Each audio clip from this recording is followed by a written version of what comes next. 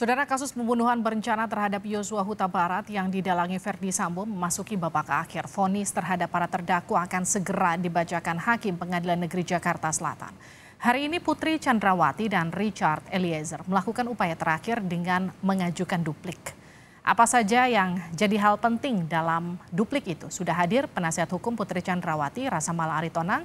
Bang Rasamala, selamat malam.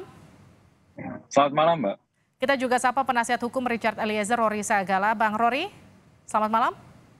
Ya, selamat malam, Mbak. Kita sapa juga pakar hukum pidana Prof. Hipnu Nugroho. Selamat malam, Pak Hipnu. Selamat malam, Mbak. Oke, saya ke Bang Rasamala dulu ya. Kubu Putri tetap menyebut ada pelecehan yang dialami Putri. Itu jadi poin penting yang dipertahankan dari awal sampai pembacaan duplik tadi. Ya, memang itu poin utamanya dan memang itu bersandar pada fakta-fakta yang sudah disajikan pada persidangan dalam proses pembuktian ya. Ada 4 paling tidak alat bukti yang kami sampaikan di dalam duplik dan itu juga sudah disajikan di hadapan persidangan.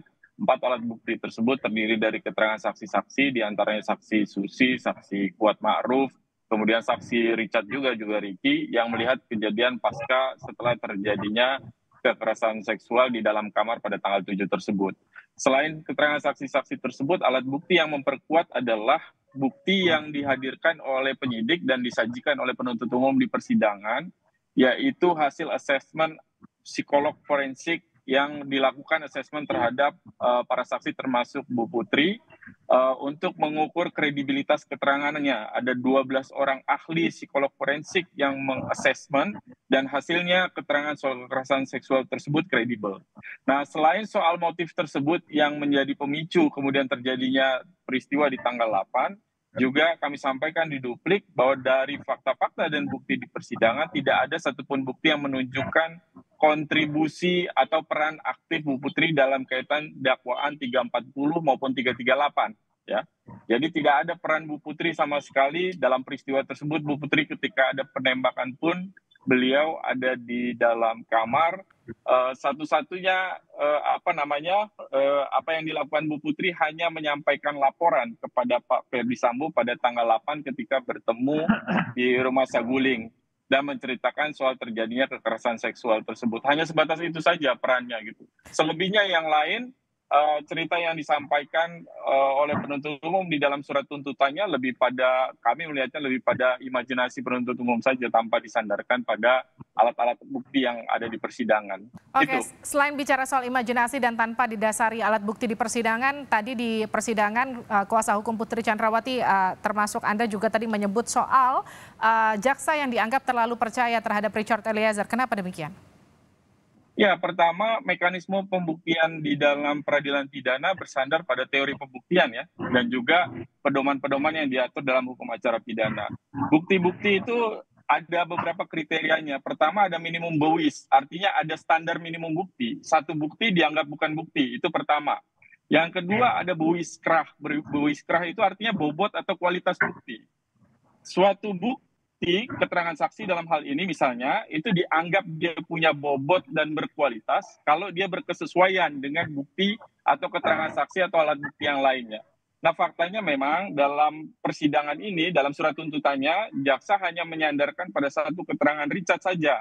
Keterangan Richard yang sementara keterangan itu sendiri kami sampaikan, juga kami buktikan terjadi perubahan. Ada 6-7 kali perubahan dari keterangan Richard.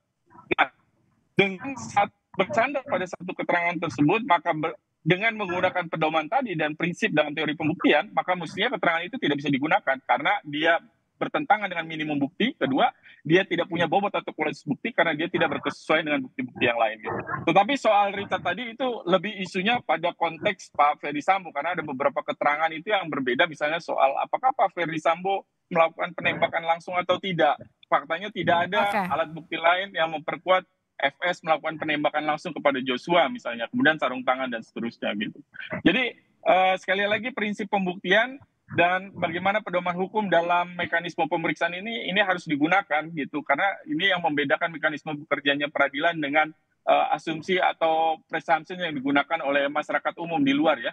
Gitu kira-kira. Oke Bang Rory, klien Anda disinggung hingga pembacaan duplik, apa respon Anda? Ya, baik. Terima kasih, Mbak. Jadi kalau kita bicara tentang keterangan sebelum tanggal 6 ya, di bawah tanggal 6, itu kan memang sudah jelas diakui. Klien saya itu membuat pengakuan, menyampaikan keterangan yang sebenar-benarnya itu tanggal 6.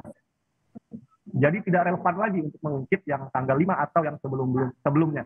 Nah, kemudian kalau dibilang tadi ada BAP tanggal 5, justru kami ingin bertanya bagaimana proses perolehannya, karena setahu saya cuma print out. Apakah itu diperoleh dengan cara yang sah? Apakah itu ada tanda tangan Richard Eliezer? Dan apakah itu ada di dalam berkas perkara? Karena ada. Sudah kami sampaikan di pengadilan. BAP tanggal 5 itu sudah kami sampaikan sebagai bukti. Sebagai bukti di pengadilan. Tanggal 5. Dan kami konfirmasi di persidangan kepada Richard, apakah benar dia tanda tangan tanggal 5, dia tanda tangan, dia sampaikan itu di persidangan. Apakah isinya benar, diakui isinya tidak benar. Itu sudah diakui di persidangan oleh Richard. Tidak ada di berkas perkara. Tidak ada di berkas perkara yang dihadirkan ke pengadilan. Ada, sudah kami sampaikan dari bukti kami. Iya, sudah kami sampaikan ke hakim, ke majelis hakim. Iya, itu bukti dari Iya, memang dari kami. Iya, betul. Sudah kami sampaikan ke majelis hakim.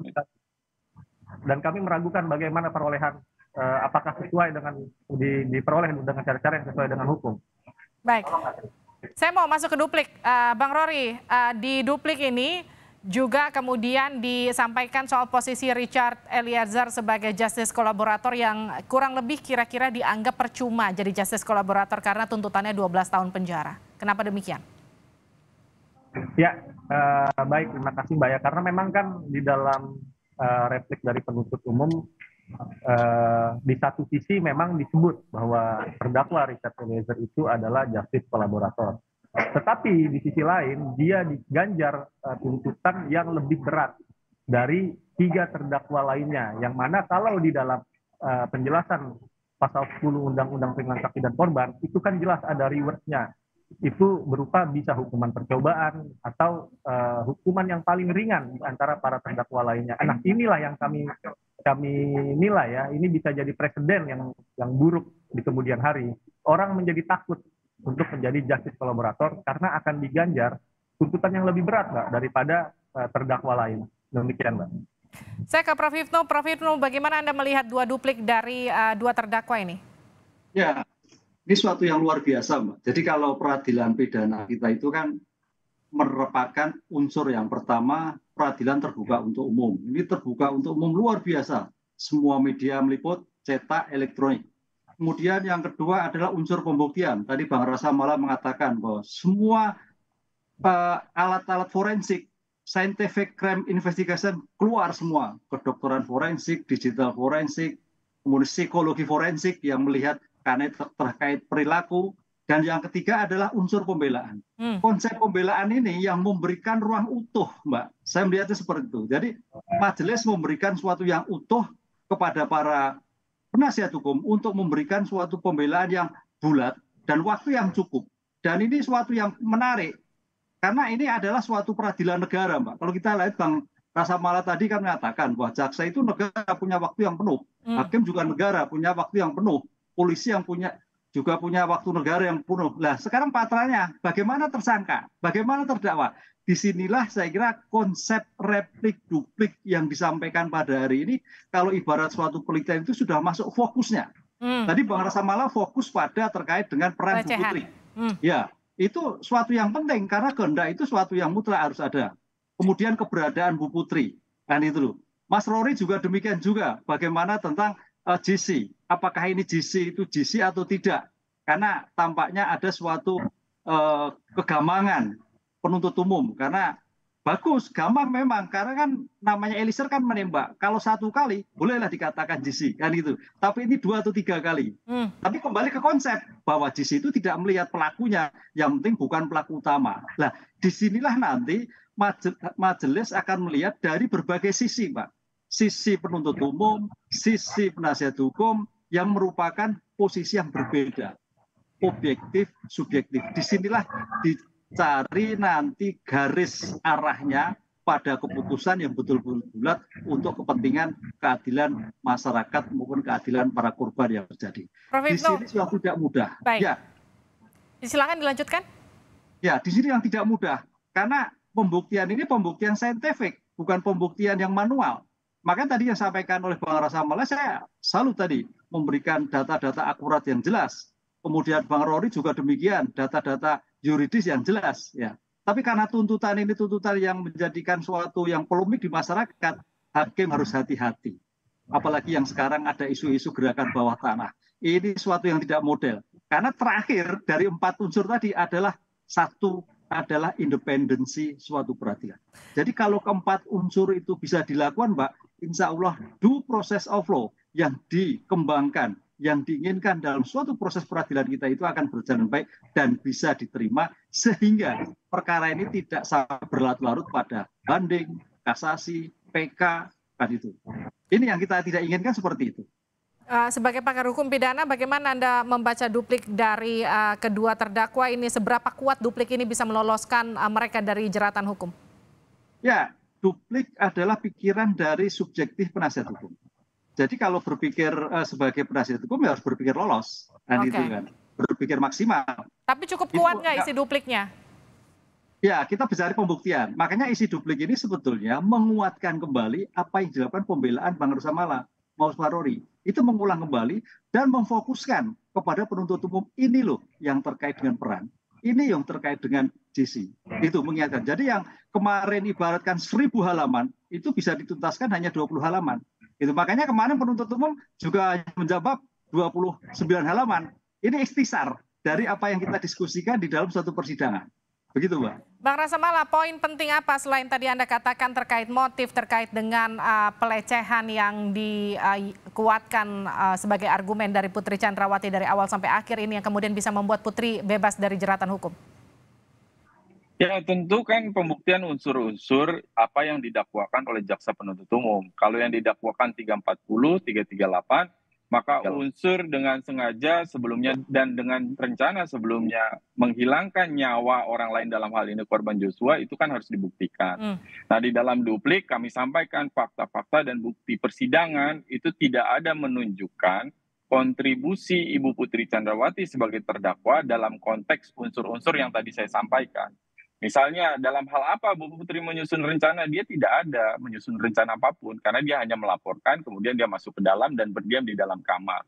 Kemudian di dalam konteks kesengajaan, karena ini digunakan 55 ayat 1 ke 1 bersama-sama, maka harus ada double offset di antara pelaku. Artinya kesengajaan yang double, ada meeting of mind di antara pelaku yang memang punya kesamaan persepsi harus menghabisi nyawa si korban dalam hal ini Joshua. Nah, tidak ada fakta dan bukti persidangan yang menunjukkan bahwa Bu Putri punya maksud, punya kesengajaan, punya kesamaan persepsi meeting of mind untuk menghabisi nyawa korban dalam hal ini Joshua. Apalagi dikuatkan ketika kejadian di tanggal 7 misalnya, Bu Putri sempat memanggil dan meminta Joshua justru untuk resign, untuk mengundurkan diri.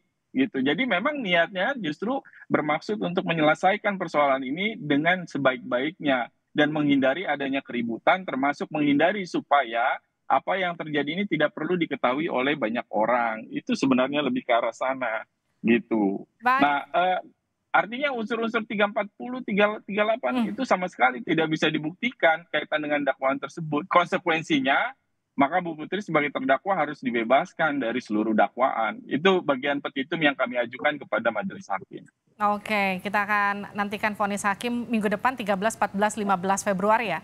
Terima kasih penasihat hukum Putri Chandrawati, Rasa Mala Aritonang, penasihat hukum Richard Eliezer, Rory Sagala, dan pakar hukum pidana Hibnu Nugroho telah bergabung bersama kami di Sapa Indonesia malam.